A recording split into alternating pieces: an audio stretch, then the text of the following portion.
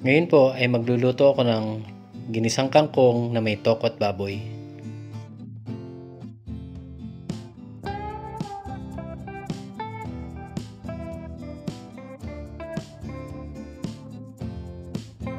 Ipiprito ko nga pala muna ang aking isasahog na tokwa at baboy.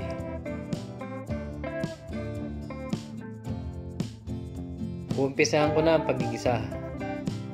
Lalagay ko na ang bawang,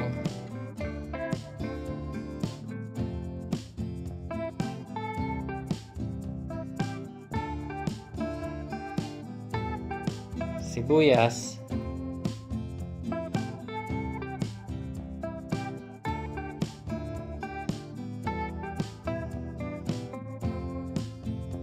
at ang pinirito kong tokwa,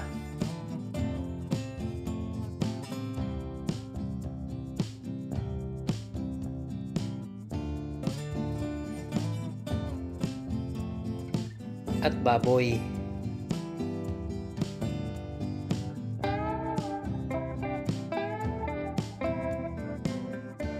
Ngayon naman, ilalagay ko na ang iba pang ingredients.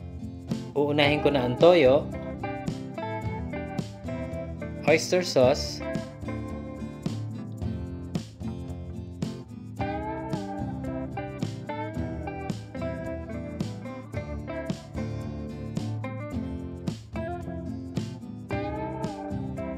at paminta.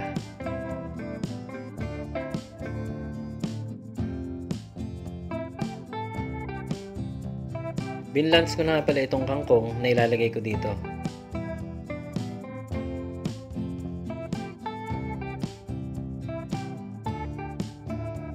Lalagyan ko nga pala ito ng sesame oil.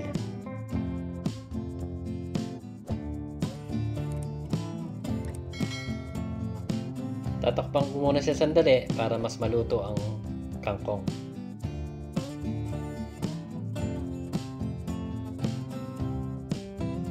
Ayan, luto na ang ginisang kangkong. Ang sarap nito. Kung hindi ka pa nakasubscribe sa aming channel, please subscribe. Maraming salamat.